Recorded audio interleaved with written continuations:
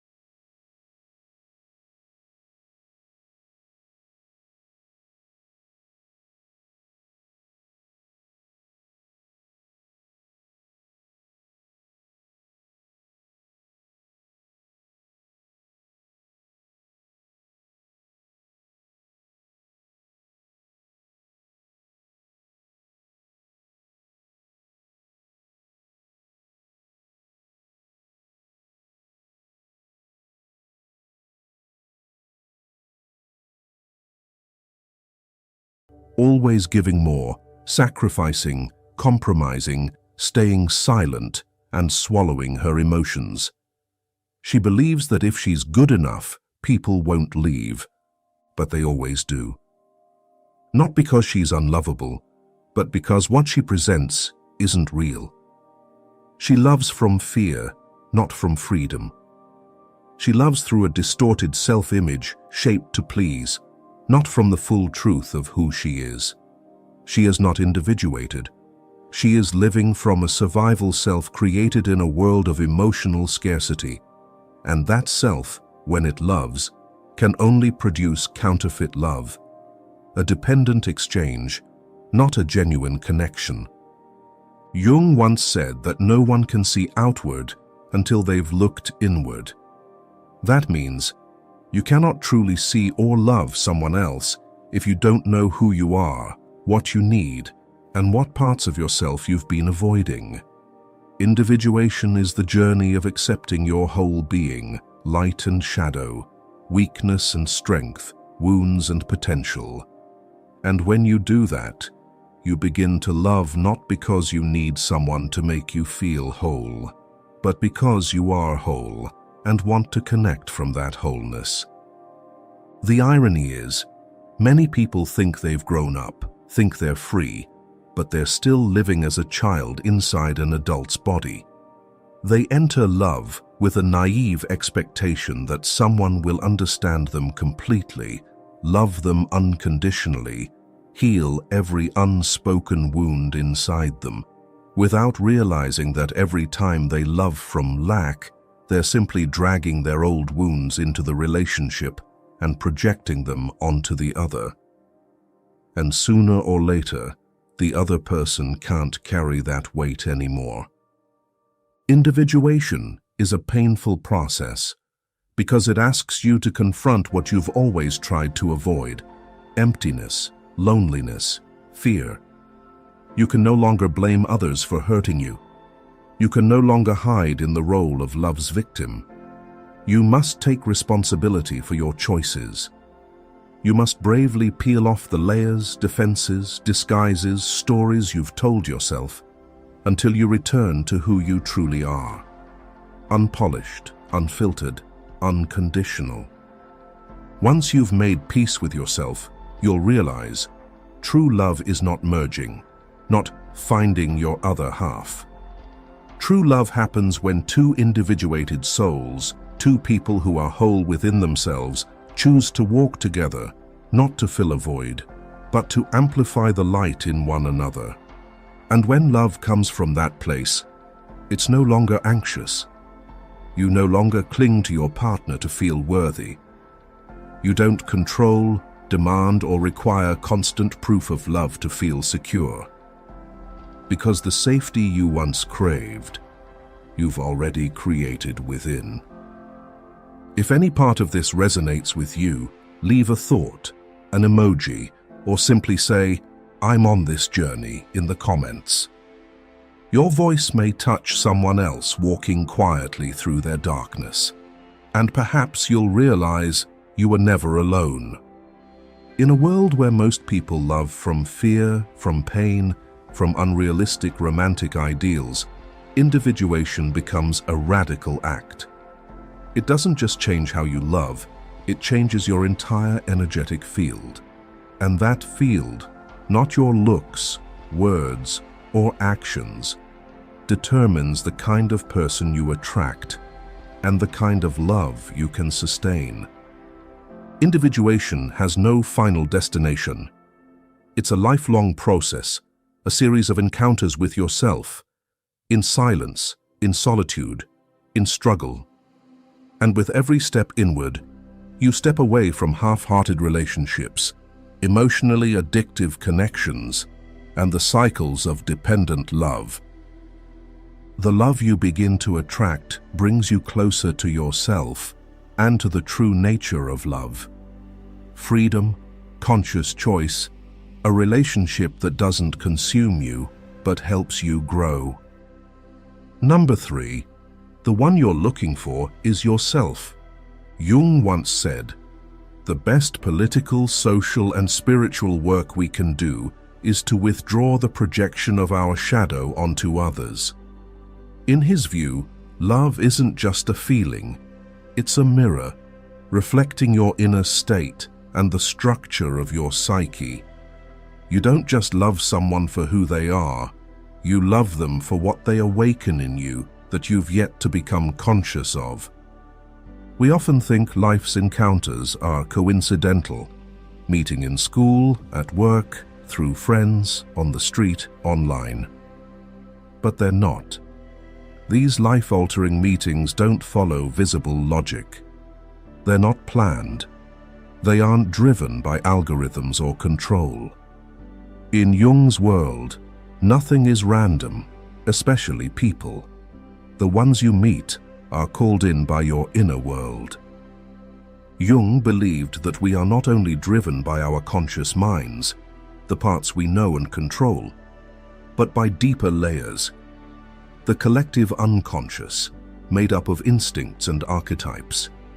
These appear as rituals, symbols, and primal images rooted in early human history, buried beneath awareness.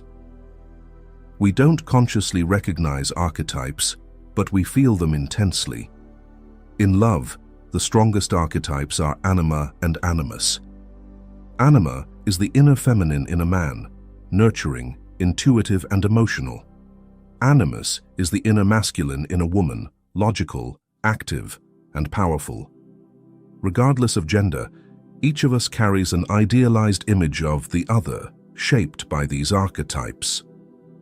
When you meet someone who matches that inner image, you don't just feel attraction, you feel destiny, as if the universe sent them to complete you. The strange part is, it feels fated, like an invisible thread connecting two separate lives. Jung said that some connections are formed before life gives them names. This isn't poetry, it's psychology. Beneath life's surface, something deeper is at work. Nothing happens by chance. In this context, chance isn't coincidence, it's a language. What you call fate may simply be your unconscious moving through the world, creating patterns, calling people in. They come not to please you, but to mirror you. And here's the key. You don't need to know what frequency you're broadcasting. Your unconscious does that for you. Every hidden longing, every emotion you suppress, every childhood belief you never questioned, all emit energy. And because of that, everyone you meet carries a message. Not to pass through, but to reflect your deepest layers. Like a door opening in the middle of everyday life, they walk in and activate something sleeping inside you. You might meet someone distant, emotionally unavailable, leaving you hurt and abandoned. But if you're honest with yourself, you'll see that feeling didn't start with them. It's been inside you all along, a part of you that craves love to feel worthy. If any of this feels like your story, pause for a moment. Leave a sign, a word, an emoji, so others, and you, can see you're not alone in this journey. This is how the shadow seeks light, not through theory or textbooks, but through real people, real feelings, real pain. And that's why, despite the hurt, these meetings are necessary. Here's the truth. You didn't just meet someone. You met the right person for the lesson you need.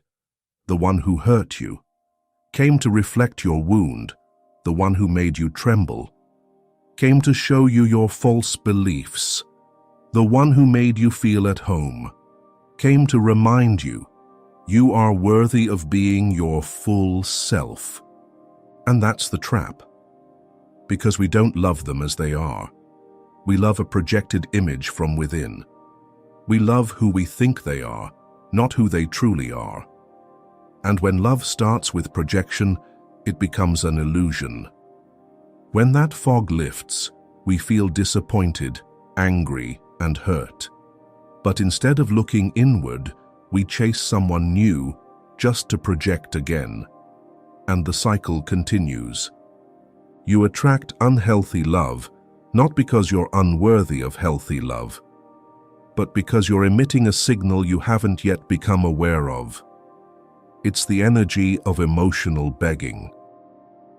Number 4, the energy of need. You might not say it aloud, you might hide your feelings, but energy doesn't lie. Others sense your need, not through words, but in the way you look at them too long, respond too fast, stay too silent out of anxiety, or try too hard just to be acknowledged. Carl Jung once said that what you do not become conscious of holds power over you. And it is exactly this energy of lack, this invisible yet intense craving, that causes love to grow cold, no matter how hard you try. Let's be honest. How many times have you felt overwhelmed when someone didn't reply to your message for hours? How many times have you checked their stories, their status, their pictures, just to guess what they're thinking, where they are, who they're with? How many times have you pretended to be okay, while a storm raged inside you, waiting for them to do something, anything, that would calm your anxiety? That's the energy of need. And it's not only exhausting for you, it's also the very thing that causes the other person to slowly pull away. In psychology, this is called attachment anxiety. But in Jung's language, it is a shadow not yet integrated. When you need love to feel worthy, you are handing over your soul to someone else without realizing it. You are not truly loving. You are begging for validation. People don't withdraw because you're not attractive, interesting, or good enough. They withdraw because they feel the weight of your expectations, the expectation to calm you, to fulfill you, to make you feel worthy. No one can hold that role for long, so they step back, and you feel abandoned again. You believe again, I'm not enough, and the cycle starts all over. Jung once said, where there is desire, there is bondage. Desire here doesn't mean lust. It's the absolute need for the other person to fill the emptiness inside you. The energy of need is very different from the desire to connect. Desire comes from wholeness. I want you in my life, but I am still me without you. Need comes from lack. If you're not here, I don't know who I am anymore. And this is the defining difference between healthy love and obsessive love.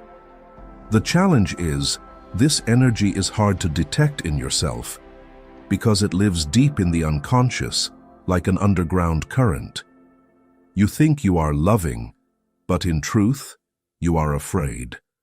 And that fear drives behaviors you don't mean to act out. Asking too much, being irrationally upset, constantly needing reassurance. All of these are symptoms of need, an invisible force that pushes love away, even when you want it to come closer. Carl Jung understood this better than anyone. He described the unconscious as an iceberg. The visible tip is consciousness, but beneath lies a vast reservoir, the domain of past experiences, wounds, insecurities, and most importantly, the projections we cast onto the world. Consider how fear infiltrates your life, often without you noticing. It disguises itself as self-doubt when you wonder whether you're lovable.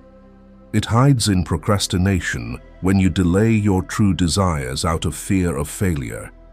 It manifests in relationships where you give too much, not out of love, but because you're afraid of being alone or not being needed. Look around. The people who naturally attract others don't do so because they try. They do so because they don't need to. They are simply themselves. They are calm. They don't emit anxious frequencies, And that inner steadiness makes them energetically attractive. They don't play games, they don't perform. They are at ease in their presence. The truth is, love doesn't fear your imperfections, but it does pull away when you emit the energy of begging. And begging doesn't need to be spoken. It shows in the way you wait too long, forgive too fast, sacrifice too much, and hesitate to ask for what you want because you're scared they'll leave. So, if you're in a relationship and feel the other person growing distant, before blaming them, look at the energy you're carrying. Are you loving like someone free, or like someone who needs to be rescued? Are you engaging from a place of peace or panic? Are you opening your heart or clinging? The brutal truth is, people sense all of this, not with logic, but with instinct. And human instinct avoids invisible pressure. Even if they love you, if they feel trapped by your energy, they will retreat. Because they too need space to be themselves. So to keep love, you don't need to try harder, you need less. When you stop loving from lack and start loving from a desire to connect, you radiate a different energy, one of someone who is already whole, who doesn't need saving, who doesn't need to prove anything, who is simply present. Number 5, liberation from need. No one can love on your behalf. No one can make you feel whole if you don't already believe you're worthy. No relationship, no matter how beautiful, can fill the void you've never dared to face.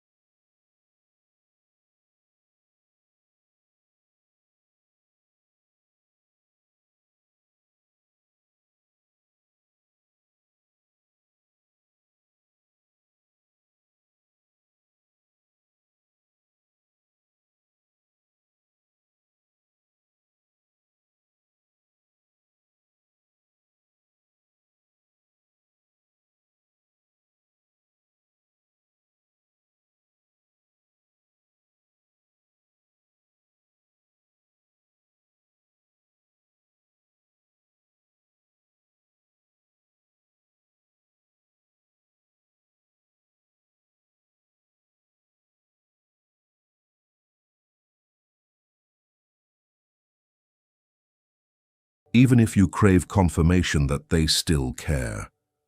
You don't need to check. You need to trust that if someone truly wants to connect with you, they will show up out of their desire, not because you nudged or reminded them. Stop looking at your ex's social media. Don't torture yourself by peering into a world you're no longer a part of. Every time you scroll through to guess if they're thinking of you, you surrender your emotional sovereignty to someone who's already stepped out of your circle. Digital disconnection isn't coldness, it's honoring your inner boundaries. You don't need a message to know you matter. You don't need to see your name on a screen to know you're worthy of love. Your value isn't in their reaction, it's in your commitment to yourself. Exercise 2. Practice intentional solitude. Being alone is not passive loneliness, where you curl up with your phone, waiting for someone to ease your emptiness. This is purposeful stillness, a choice to mute the outer noise so you can hear your inner voice more clearly. Practice this. Journal your emotions daily. Each morning or before bed, write down everything you're feeling, even confusion, pain, anger, and longing. It doesn't need to be poetic or well-worded. It just needs to be honest. Writing untangles the unconscious. It brings the light of awareness to where emotional darkness resides. Next, learn to face loneliness without fleeing. Instead of filling the gap with movies, social media, snacks, or random texts, just sit. Truly sit. Feel the emptiness spread from your chest, your belly, the space around you. Don't rush to fill it. Ask it, where do you come from? What do you want? In that silence, you'll begin to hear the sounds you've always tried to drown out. Your inner voice, old memories, outdated beliefs, and unhealed wounds. They're not your enemies. They are your map back to yourself. Exercise 3. Focus on inner nourishment. Ask yourself, how much time have you spent trying to be loved by someone else? How much energy have you invested in becoming the ideal person in someone's eyes? It's time to call that energy back and invest it in yourself. Not in shallow self-indulgence, but in truly building your inner foundation. Care for your body. Understand that your body is your most sacred temple. It holds every emotional wound. A healthy diet, adequate sleep, and daily movement not only improve physical health, but they also reduce the unconscious stress that makes emotional dependency easier to fall into. When your body is clear, your emotional decisions become clearer too.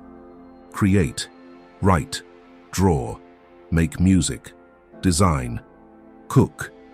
Do anything that makes you feel like you're creating, living, and connecting with the world through your abilities. Creative action is one of the most powerful ways to heal a fractured sense of self, because it activates inner worth that no one else can give you. And above all, reconnect with yourself. Schedule time every day to do things that make you feel truly alive. Walk under the afternoon sun. Read a chapter that makes you understand yourself better. Brew a cup of tea and drink it slowly. These aren't trivial gestures. They are powerful affirmations that say, I choose to stay with myself. I don't need to run anymore. When you do these things, you're not just pulling energy back from someone else. You're transforming yourself from the inside. You're telling your subconscious, I'm ready to stop loving from lack. I'm ready to love from wholeness. And from that place, where you don't need someone to complete you, where you're not searching for love to save you, a new kind of energy begins to radiate from you. Calm, rooted, quietly magnetic. It doesn't come from your image, it comes from your essence.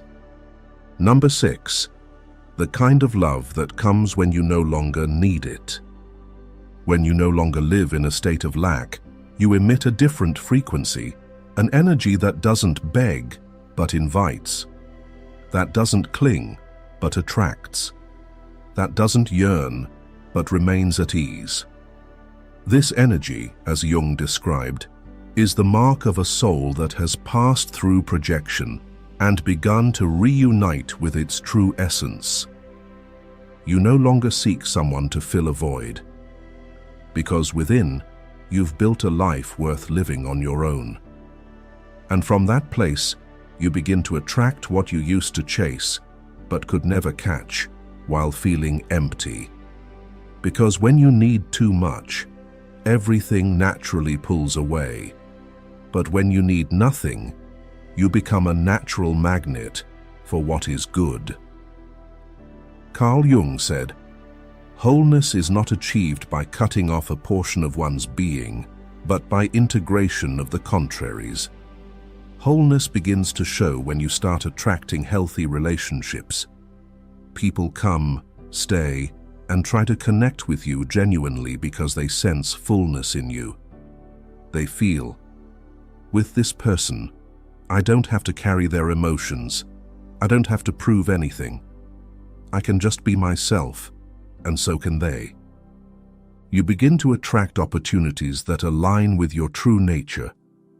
Because you're no longer doing things for approval. You act from clarity, no longer driven by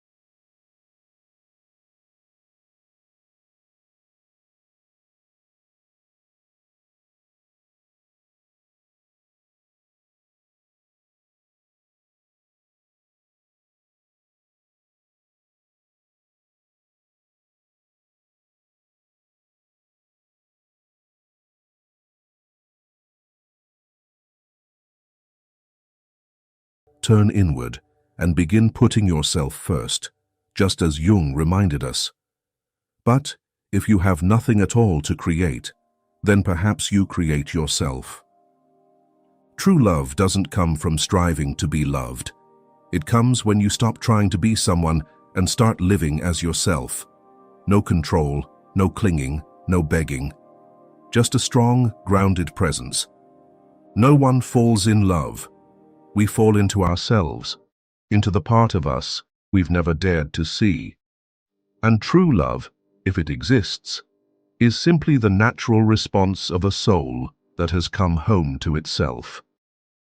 If anything I've said has touched something in you and stirred a desire to change for the better, subscribe to this channel and turn on notifications today.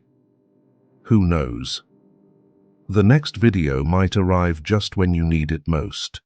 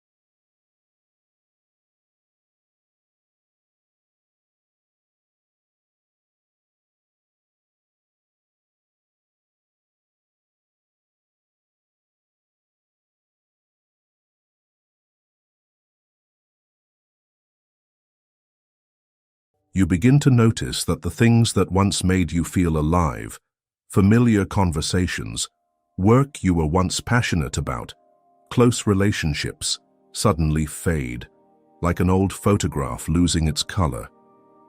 Everything is still happening, but you're no longer in it. You're present in body, but your soul has retreated, unnoticed. This is the first, often overlooked sign of a cycle closing in the unconscious. Carl Jung once said, "The greatest burden a child must bear is the unlived life of the parents." But it's not just the lives of parents. Sometimes the burden comes from your past, dreams you pursued unconsciously, expectations you clung to so tightly you forgot they no longer reflect who you truly are. And when those roles reach their end, you keep performing as if nothing has changed.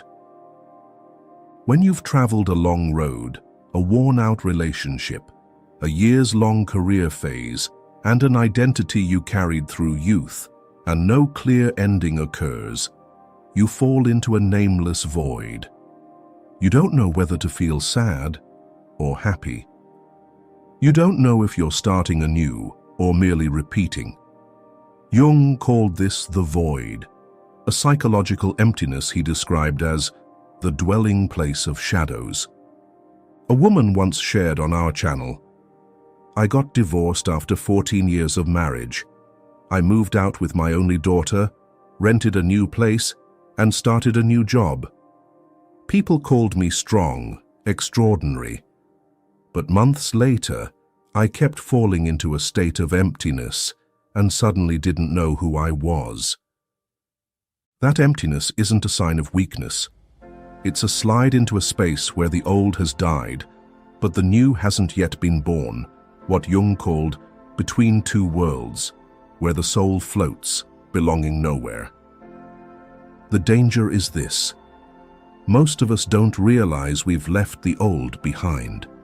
And when we don't recognize it, we cling to things that no longer belong to the new version of ourselves, thinking we're fine, that we just need to persevere or rest. But the truth is, a chapter has ended, and we're adrift on the blank page that follows, hesitant to write anything on it. In psychological terms, this state is called identity diffusion, the disintegration of identity. It happens when the old personal structure collapses, but the new one hasn't yet formed. If left unrecognized, it can lead to depression, anxiety, a prolonged sense of aimlessness. Or worse, we assume we've grown up and continue living a depleted life, mistaking it for fate. But Jung warned, it's not fate that controls you, it's the unseen unconscious. When a cycle ends without your awareness, life starts to feel unreal. You feel like the lead actor in a film whose plot you no longer believe in. You repeat familiar lines, offer polite smiles, and do things that once held meaning. But inside, it's all a silent charade. You're not sad enough to collapse, but there's nothing left to look forward to each morning. It's like driving down a long road, crossing the boundary of a city without any signpost or marker to tell you you've entered new territory. And you keep driving, unaware. You're no longer where you once were. Jung likened this phenomenon to a withdrawal of the soul. When the soul senses a cycle has ended, but the personality clings to it, the soul retreats into the shadows. It doesn't abandon you, but it waits for you to return. And in the meantime, you live as if something is missing, despite having all the material comforts and ideal conditions. In that void, if you're brave enough not to rush to fill it, you'll start to hear the first call from within. What have I closed without bidding farewell? This question opens the door to becoming conscious of the cycle. the first step in what Jung called individuation, the awakening of the individual soul. Why the individual soul? Because much of our lives is lived through a collective ego, following expectations, definitions, and roles assigned by society. But when an old cycle dissolves, those shells no longer hold their shape, and we plunge into a crisis, not from loss, but because we don't know who we are without those things. And that's the emptiness you're feeling now. Not loss, but the chance for rebirth. Jung once said, "We cannot live the afternoon of life according to the program of life's morning. What sustained you before, roles, careers, identities, will no longer fit when your soul calls for true growth. But if you keep moving forward without pausing to witness the ending, you not only carry the corpse of your old self, but also bury the seed of your new self. And then you live with half your soul." Not in esque. Have you felt this? That nameless emptiness isn't weakness, it's a call. The question is, will you listen or keep calling it normal life? Number 2, the surge of inner conflict. But emptiness is not a quiet stillness. It is a silent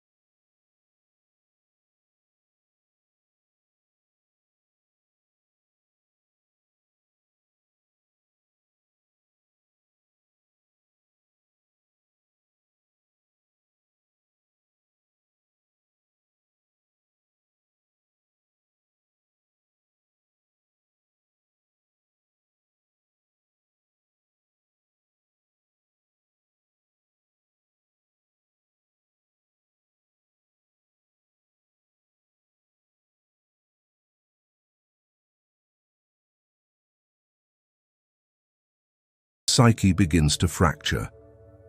Have you ever felt this? If so, leave a comment below. A brief sharing is enough. Sometimes, simply naming your experience begins the process of unraveling it. Inner conflict is not a sign of disorientation. On the contrary, it is the awakening of consciousness. When you start questioning, you're waking up. When you feel uneasy with what was once normal, your soul is finding its way back. Jung once wrote, "There is no coming to consciousness without pain." Consciousness doesn't arise through light. It comes through collisions, through breakdowns, through the turmoil that reason cannot quell. From a societal perspective, this is an existential crisis. It doesn't come because you've failed. but because you've begun to see the absurdity in what you once found meaningful. You no longer believe in the old model, but you don't yet have a new one to hold on to. You don't want to keep playing the role, but you're not ready to step off the stage. And so, you're caught between two worlds. The old no longer holds you, and the new isn't ready to embrace you. In this state, your emotions will constantly clash. One day, you're full of energy. The next, you're drained. One moment, you want to abandon everything and start anew. The next, you feel you have nothing to hold on to. Your mind spins with questions. Am I wrong? Am I destroying my life? Or is this how I reclaim it? In truth, you're not wrong. You're simply beginning to clear away inner illusions. This conflict is your nervous system reacting as the ego fractures.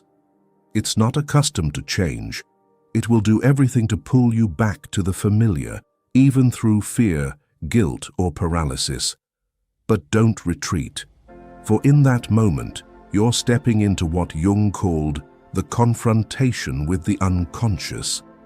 Jung believed this was the starting point of the psychological differentiation necessary for individuation. When you're brave enough to stop living solely through the persona, the shadow rises. And the shadow isn't evil. It's simply everything you've denied. When the shadow speaks, it signals that your true self is striving to return. So, if you feel like you're living two lives, one that others see and one screaming within, don't worry. You're not disordered. You're beginning the process of awakening.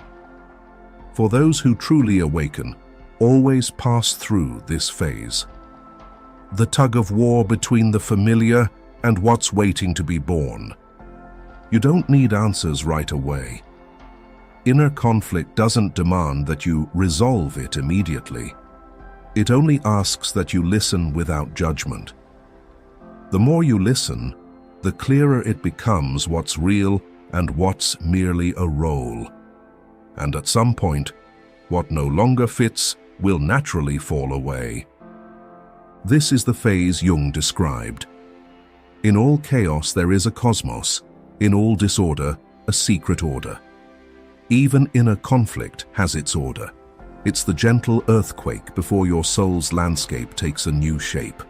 And you, enduring this emotional tug-of-war, are standing between two eras of your existence. Number 3.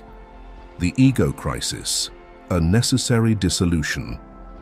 The moment when inner conflict no longer lies dormant in the shadows, when the voice within doesn't just whisper, but begins to drown out the external noise, you enter an irreversible phase, the ego crisis. This isn't a short-term stumble. It's a profound, comprehensive dissolution, not meant to destroy, but to strip away what is no longer you. Carl Jung once said, "You do not become enlightened by imagining figures of light, but by making the darkness conscious." Light doesn't come from painting pretty pictures, but from facing the darkness within. And the ego crisis is when light begins to seep in, not through a door, but through the cracks. Many mistake the ego crisis for failure. They think it's when you lose control, lose direction, or lose your image. But in truth, it's not a loss. It's reclamation. You can't control it because what you're trying to hold on to has rotted. You have no direction because the old map can't lead to new lands. And you can't maintain the familiar image because it was never you, just a role you played too long. Surely you're familiar with the famous American series Breaking Bad, with its protagonist, Walter White, a middle-aged chemistry teacher living a seemingly dutiful, respectable life as a husband, father, and admirable teacher. But after being diagnosed with terminal cancer, the cost of treatment plunges his family into crushing debt that his teacher's salary can't cover, and he begins his descent into producing drugs. His relationship with his family, especially his wife, falls into crisis as he engages in strange, secretive behaviors. Yet, in this depravity, he realizes the self he buried for years surges forth like a flood. What started as a short-term plan to cover medical bills gradually transforms him into a notorious drug lord. Once mild-mannered and submissive, he now dares to stand up and do what he wants.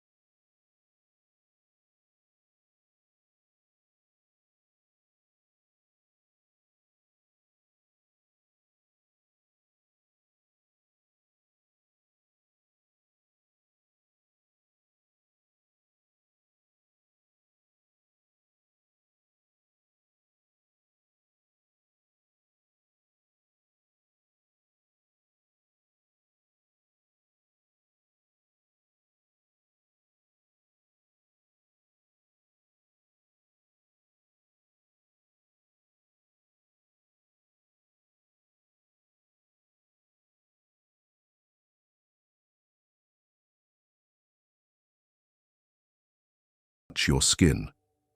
That's the ego crisis, the moment you shed the iron mold to breathe with your flesh.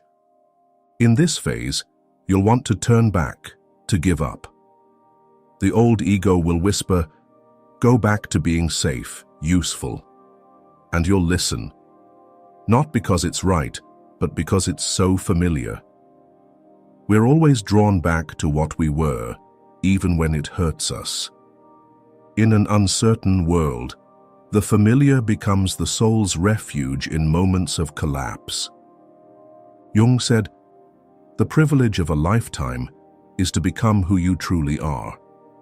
But that privilege isn't granted to those who only seek stability.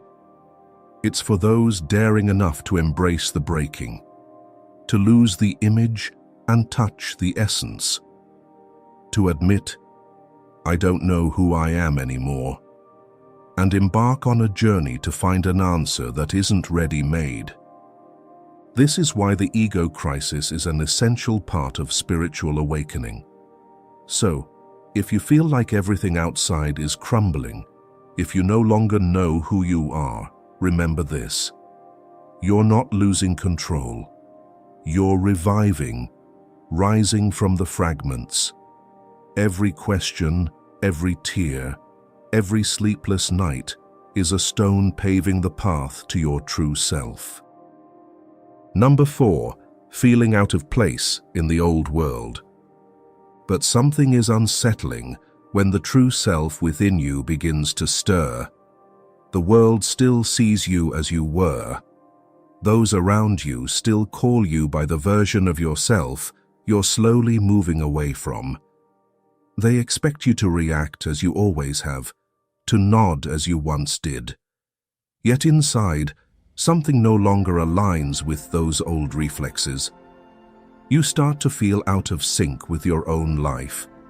Not because the world has changed, but because you've begun to step out of an old role, no longer able to fully embody it. Carl Jung called this the moment when a new consciousness begins to take shape, but isn't yet strong enough to resist the pull of the old. In other words, you've glimpsed that your former self was a temporary construct, but you're not yet grounded enough to fully live as your true self. This creates an intense inner tension, like slipping off a pair of worn-out shoes that have pained your feet for years, only to find your bare feet unaccustomed to the new ground. This feeling manifests most clearly in seemingly harmless situations. A familiar gathering, a family reunion, a casual conversation. Places that once felt like home now feel stifling, hollow. As if you're rewatching an old movie you used to love, but now feel nothing for. You observe the familiar jokes, the expressions of affection, and the safe small talk, and they no longer touch you. Not because you've become arrogant or distant, but because your inner frequency has shifted. It's a quiet but unmistakable shift. You find yourself unable to tolerate shallow conversations. You feel empty amid noisy crowds. You no longer want to follow the old script, nodding when you disagree, smiling when your heart is heavy, agreeing to avoid conflict. This isn't rebellion. It's that you can no longer betray yourself. Jung once said, "The first half of life is devoted to forming a healthy ego. The second half is going inward and letting go of it." The first half of life is about building an ego to survive. But at some point, that ego becomes a prison. And when it begins to dissolve, you can't return to living as you did, no matter how much those around you try to pull you back. A follower of ours, a chef at a Michelin-starred restaurant, once shared, "I used to spend hours researching, perfecting intricate dishes with flawless sauces, adorned with eye-catching garnishes, crafting every detail like a work of art. But those meals came with the immense pressure to maintain impeccable perfection. Then everything I believed in changed. During a week's leave, I stayed at my mother's house, and the simple, unpretentious meals she cooked gave me a sense of belonging. Strangely, they tasted like nothing I'd ever eaten before. In that moment, I realized a part of me no longer believed in the perfection I'd been chasing." That was the moment he felt the dissonance between the new belief growing within him, that food is about honest, heartfelt connection, not just a stage, and the fact that his hands were still serving in a restaurant where perfection was the cardinal rule. This is the discord between the inner and outer worlds, where the soul has transformed, but behavior hasn't yet caught up. What about you? Is there something in your old world that was once a dream, but now feels like it no longer belongs to you? If so, feel free to share a bit in the comments below, with us and everyone watching this video. In psychology, this state is called cognitive dissonance, the conflict between newly formed beliefs and old repeated behaviors. Your mind begins to register, "I no longer believe in this," but your social behavior still follows habit. This makes you feel profoundly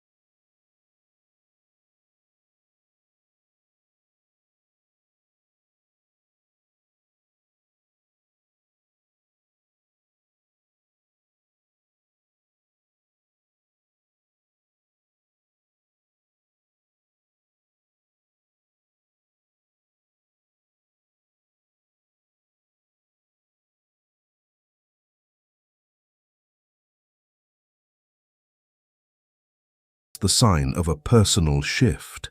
These are surface cracks of something far deeper, something that existed long before you were born. You're not just living your own life, you're carrying the memories of those who came before. And it's very possible that the turmoil you're feeling now is a whisper from an invisible current you've never named: ancestral wounds. Carl Jung called this the inherited memory of the soul, an intangible legacy from our ancestors. He believed that human psychology is not solitary, but a branch of the collective unconscious.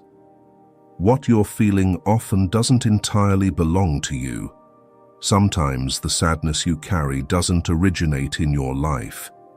It's passed down, like a slow wisp of smoke seeping through the emotional walls from a past never named. You may be living in your own body, but the emotions within are fragments of the memories of those who lived before you. Jung once said, "I am not what happened to me, I am what I choose to become." And often, what happened to you, the pain, the turmoil, the feeling of being stuck, doesn't begin with you. You are the final heir, the one chosen to stop. Imagine you're the last in a long line of generations holding hands. All of them silently passed through their wounds: wars, losses, oppression, sacrifices, children who weren't allowed to cry, wives who couldn't choose love, fathers who didn't know how to embrace their children. And now it's your turn, and suddenly, you can't keep going. You can't force a smile when you're not happy. You can't stay in a place that suffocates you. You start saying no, and the strange thing is, you think you're being weak or rebellious, but in reality, you're halting a cycle that has spanned generations. An image often used in family systems therapy is the tangled roots of the family tree. You are the leaf that seems solitary at the top, but everything you feel is tied to roots stretching back to the trunk, to the soil. And sometimes, it's the final leaf where change begins, not by cutting down the tree, but by letting light shine on what was once shadowed. Picture a room locked tight for 60 years. Each generation passed by, pausing at the door, hearing the echoes within, then walking away. But you, for reasons you can't explain, decide to open the door and step inside. And when you do, you don't just face dust, you confront unfinished dreams, unspoken cries, forgotten vows. You are the first to open the door and the first not to leave. Jung called this journey the integration of the family's collective shadow. It's not just about facing your darkness, but allowing your ancestors to speak what they never could. When you cry for no reason, when you're sad without cause, when you feel a lump in your throat every time you hold back from challenging an elder despite being an adult, it's not just a psychological reflex. It's an echo from memories yet to be freed. And then, you gradually realize something profound. You're not here to endure as they did, nor to rewrite the same old story with different strokes. You're here to liberate them, not through blame or rebellion, but through your fully present and awakened existence. You're like the first breeze sweeping into a room sealed by generations, where memories and silence lie thick like dust. Your mere presence causes the door, long thought rusted shut, to creak open, silently but unmistakably. You don't need to break anything. You just need to be there, like moonlight seeping into the soil, into the roots at midnight, unseen, unpraised, yet slowly softening everything, allowing it to bloom, to breathe again. But no one prepares you for this. No textbook guides you, no ritual names it. there's only a smoldering sensation, like the hum of an unstruck chord, a beat out of step with the familiar rhythm, and suddenly you realize, I can't keep living like this, even if everyone calls it normal. And so, you step forward, not in the stance of a hero wielding a sword, but like a being emerging from the water after holding their breath too long. You're carrying nameless pains, but you're not being punished for it. You're being entrusted with a mission no one declares, no one rewards, but one that's utterly essential. To become the conscious endpoint of something that has repeated too long without being illuminated. Now is the time to pause, not to do something grand, but to live authentically. And to do that, you need specific practices. Number 6. Solutions. Becoming conscious of the cycle and awakening the individual. We've now reached the halfway point of today's journey. Your presence is a tremendous encouragement for us in our mission to bring the authentic values of Jungian philosophy to more people.